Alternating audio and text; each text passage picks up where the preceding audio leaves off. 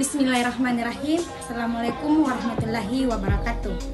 Perkenalkan, nama saya Anissa Basir dengan NIM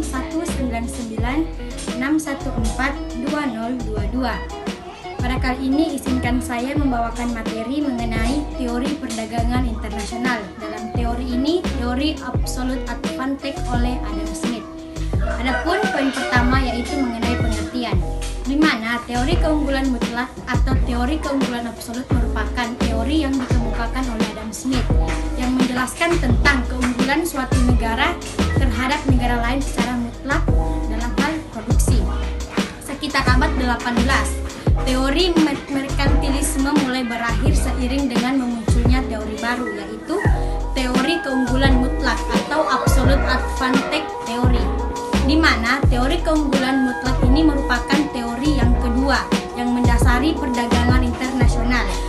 Teori ini dicetuskan oleh Adam Smith. Menurut Smith, kemakmuran suatu negara tidak ditentukan oleh banyaknya logam yang dimiliki, tetapi kemakmuran suatu negara ditentukan oleh besarnya pendapatan nasional dalam bentuk Gross Domestic Product atau GDP dan sumbangan perdagangan luar negeri terhadap pembentukan GDP agar GDP ini dan perdagangan luar negeri bisa meningkat.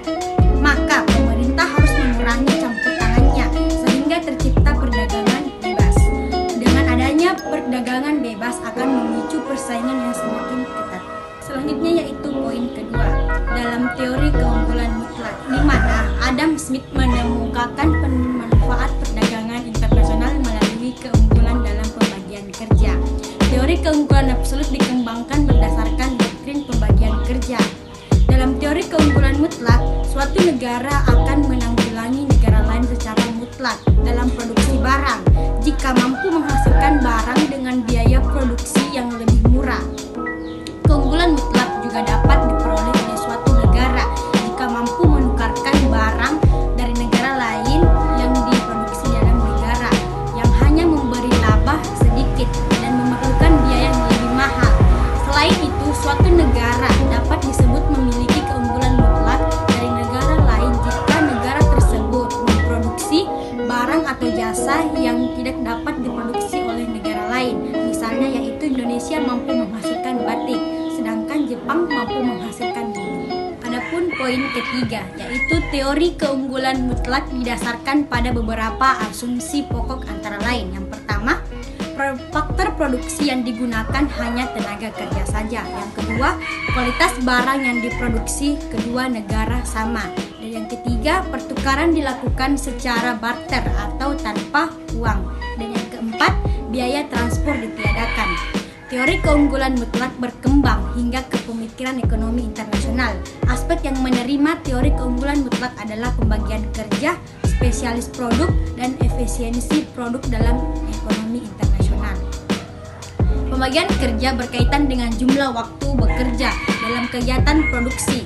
Pembagian kerja yang dikelola dengan baik dapat mengurangi biaya operasional dalam kegiatan produksi.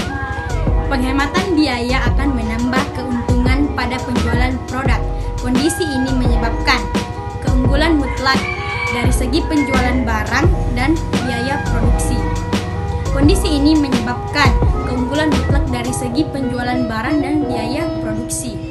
Spesialisasi jenis barang yang ada di wilayahnya. Sebaliknya, keuntungan mutlak juga terjadi jika negara hanya melakukan impor barang atau jasa dengan biaya produksi yang tinggi. Jika produksi di dalam negeri, suatu negara akan memperoleh keunggulan mutlak jika mampu memproduksi barang yang sama dengan negara lain, tetapi dengan biaya yang lebih murah. Poin keempat yaitu manfaat perdagangan.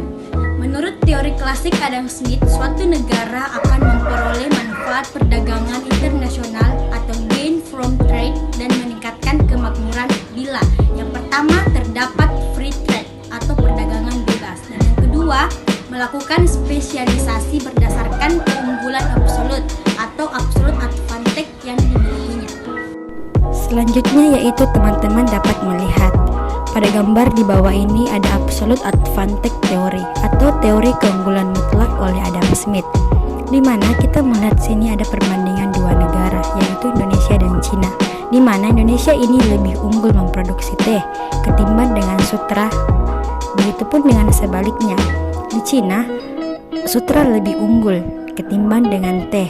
Adapun 4 asumsi dari contoh tersebut. Asumsi yang pertama yaitu faktor produksi yang digunakan hanya tenaga kerja. Asumsi kedua, kuantitas dan kualitas barang yang diproduksi kedua negara sama. Asumsi yang ketiga, pertukaran secara barter. Dan asumsi yang keempat yaitu biaya transport diabaikan.